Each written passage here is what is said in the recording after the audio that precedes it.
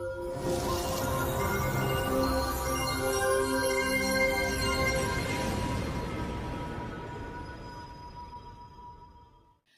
à tous, fidèles téléspectateurs, et bienvenue dans Bonjour chez vous, votre émission qui vous réveille et vous accompagne avec sourire et bonne humeur.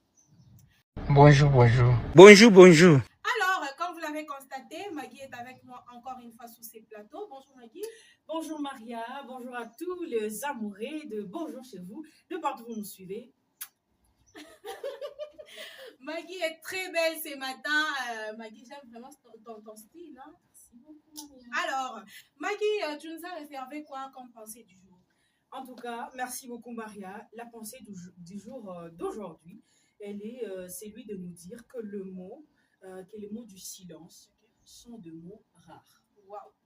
Les mots du silence sont des mots rares, comme Maggie vient de le dire. Maggie, qu'est-ce que tu peux expliquer aux gens qui n'ont pas compris la pensée que tu viens à peine de nous donner? Merci Maria. La pensée d'aujourd'hui, elle vient seulement dire que les silences, au fait, c'est aussi un mot.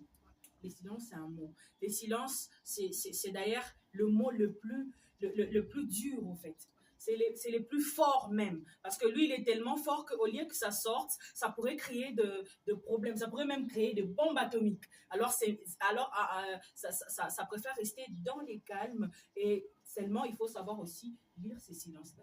Ok, mais Maggie, il y a des gens qui disent que non, c'est pas bien de rester silencieuse et tout parce qu'on ne connaît pas la position que tu es en train de prendre face à une personne.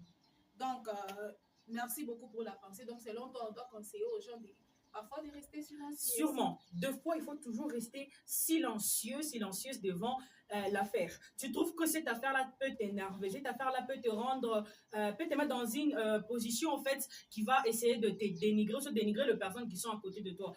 Tais-toi seulement, reste calme, et les personnes les plus sages sauront lire le silence que tu leur donnes.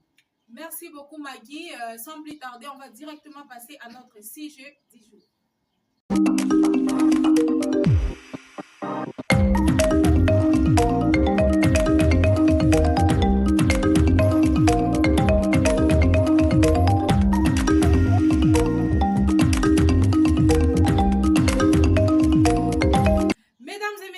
Aujourd'hui, on va parler de l'influence des réseaux sociaux face à la jeune fille. Mag, tu es prête? Exactement.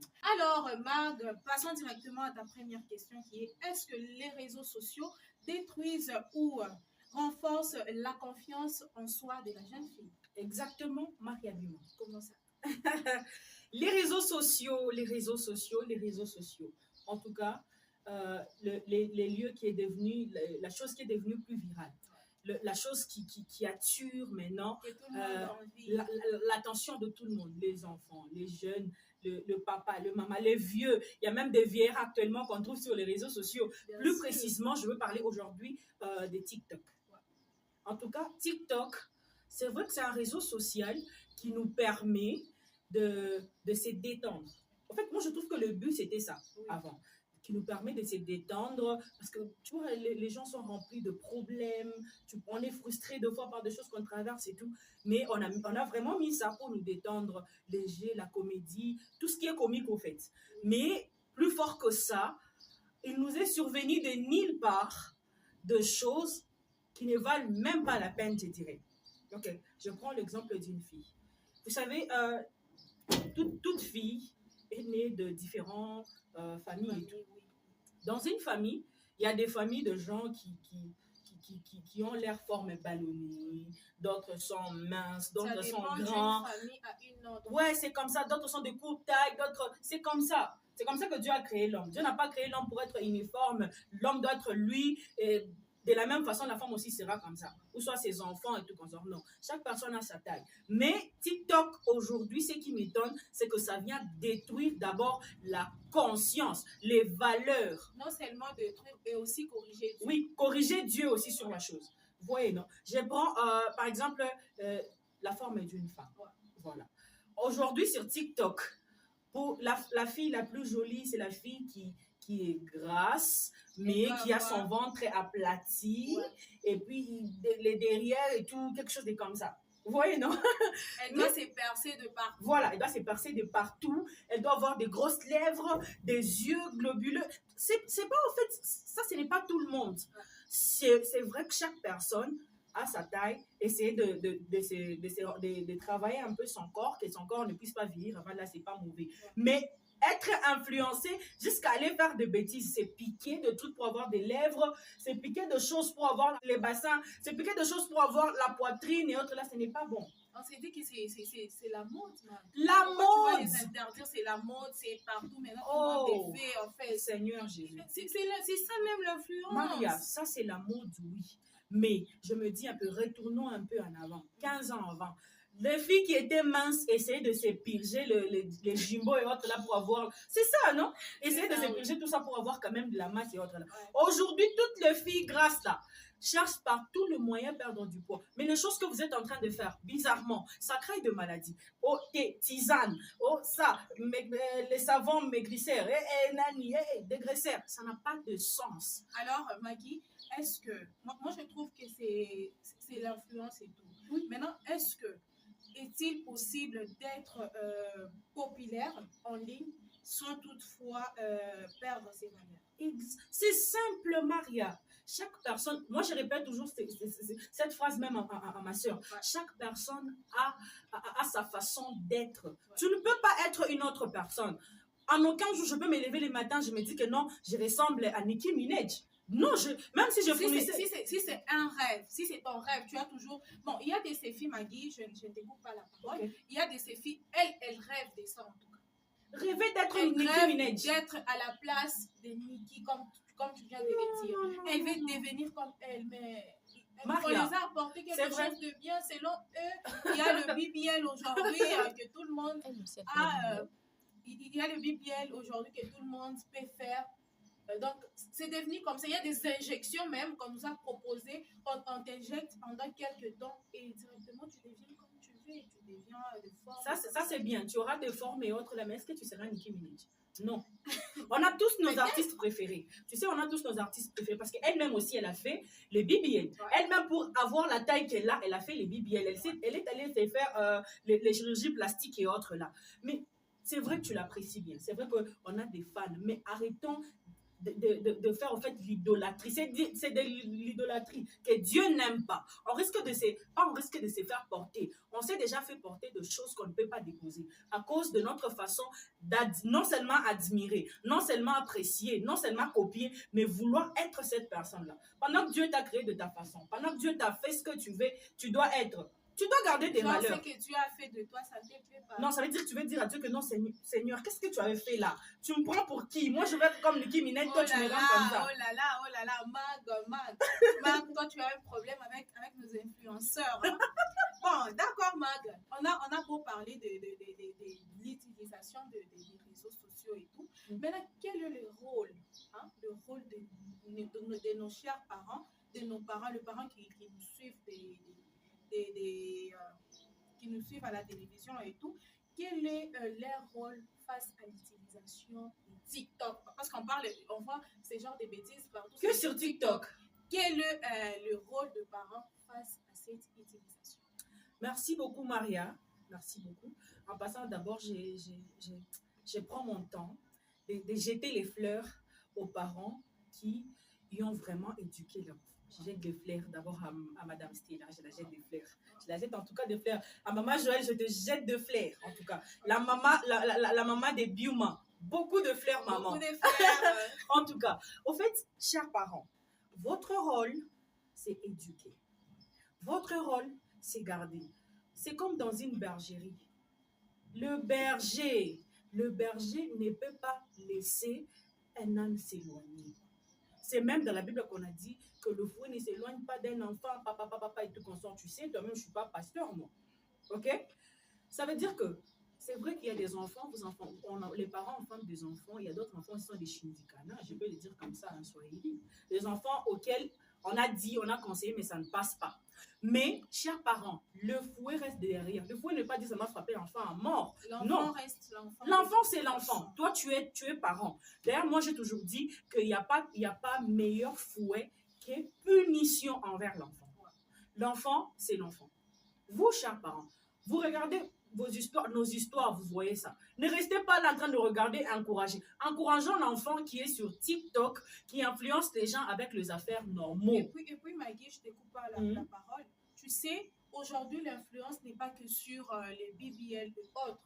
L'influence maintenant est même sur des téléphones. Exactement. Aujourd'hui, on nous a apporté l'iPhone 17 où un parent voit son enfant entrer avec ses téléphones, mais sans rien dire. Il ne sait même pas où est-ce que c'est. Il ne sait même pas combien ça coûte. Combien. Voilà. Déjà, qu'on a toujours eu l'habitude de voir nos parents comme si ils ont grandi avec, je ne sais pas moi, quelque chose. Ils ne connaissent rien. Ils ne connaissent rien. On se croit être au-delà de nos parents.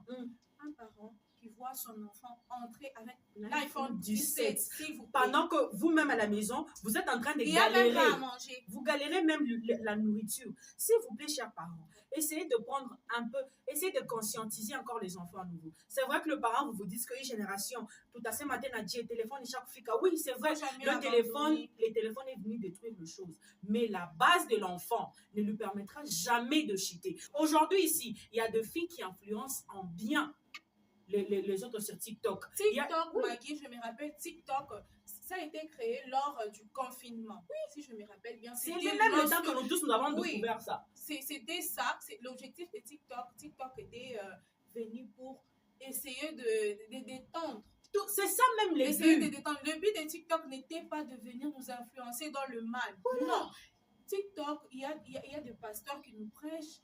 C'est très bien quand on est sur TikTok. Il y a même des jeunes qui partagent. Il y a même des jeunes qui partagent la parole de Dieu. Il y a des jeunes qui chantent. C'est vrai que ce n'est pas seulement dans le sens de la chrétienté, même dans les profanes. Il y a même les jeunes, on encourage ces jeunes-là. Il écrit une partie de sa musique, bien que c'est populaire, c'est du rap et autres, là, mais c'est beau. Mais sur TikTok où on vous dit, attends, écoute-moi un peu cette histoire. Ta maman a fait 15 ans. Peut-être 25 ans en mariage, l'une de tes tantes a déjà fait 12 ans en mariage, mais tu veux te marier. Tu penses que c'est sur TikTok, tu vas aller trouver une meilleure conseillère pour le couple. Tu vois un peu que c'est devenu un peu bizarre. Parents, aidez-nous. Aidez-nous en tout cas. Aidez-nous, s'il vous plaît, chers parents. La génération, elle est devenue bizarre. Actuellement... Tu peux directement passer au conseil parce que le temps nous fait un peu... Voilà, merci beaucoup. Actuellement, cette génération où les filles préfèrent avoir les sida que la grossesse.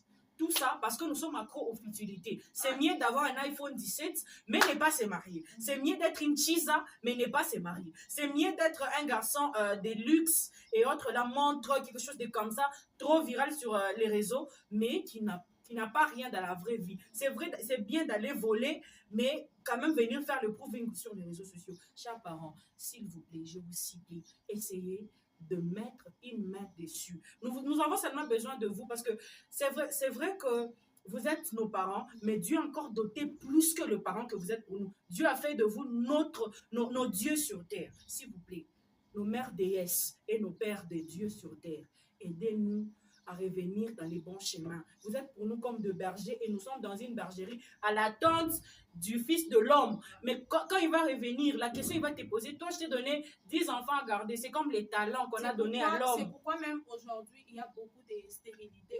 Oui, on fait des choses qui ne valent pas la peine. Dieu s'est dit, bon, je vais donner à tel les enfants. Qu'est-ce que l'enfant aura comme éducation? Donc, c'est nous-mêmes. On oblige à Dieu de ne pas agir face à nous parce qu'on est en train de faire des histoires qui ne plaisent pas à Dieu. Voilà. Chère jeune fille, on vous prie s'il vous plaît. Les réseaux sociaux sont là pour apprendre, pour s'inspirer et aussi pour ne pas perdre notre valeur parce que la valeur de la jeune fille, on doit toujours la garder. Mag, c'était la fin de notre débat. On va directement passer à l'astuce. La technique va nous balancer. Vous ronflez beaucoup. À chaque fois que vous vous couchez, vous commencez à ronfler.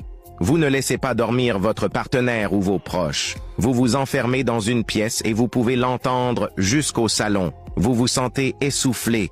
Vous avez l'impression de manquer d'oxygène. Préparez ce remède maison et dès la première prise, vous arrêterez de ronfler la nuit. Mais avant de continuer, enregistrez la vidéo pour vous en souvenir. Aimez et partagez. Vous allez prendre une tête d'ail et vous allez enlever toutes ces pelures. Cela vous aide beaucoup. Vous allez vous sentir bien à l'aise. Même vos proches vont être surpris puisque vous avez enlevé la pelure d'une tête qui se noyait. Vous allez faire un thé, vous allez verser 1 litre d'eau et vous allez ajouter ces feuilles. Vous allez boire une tasse avant d'aller dormir et vous verrez que dès le premier ou le deuxième verre, vous ne ronflerez plus. Si vous ne savez pas quoi faire ou si vous vous sentez désespéré à cause de ces ronflements, préparez-les. Voilà, Mac, je pense que l'astuce t'a vraiment, t'a vraiment fait plaisir. Bah oui, hein. Bon, pour ne pas dire que on va tous commencer à reproduire les mêmes choses, mais l'astuce qui nous aide pour nous-mêmes, en tout cas, c'est de reproduire. Voilà, moi aussi j'ai vraiment aimé l'astuce du jour. Alors, mesdames et messieurs, nous sommes arrivés à la fin de notre émission. Retrouvons-nous à la prochaine sur Finessement Télévision, encore pour d'autres astuces, sujets et pensées du jour dans l'émission. Bonjour chez vous, ciao! Ciao, ciao!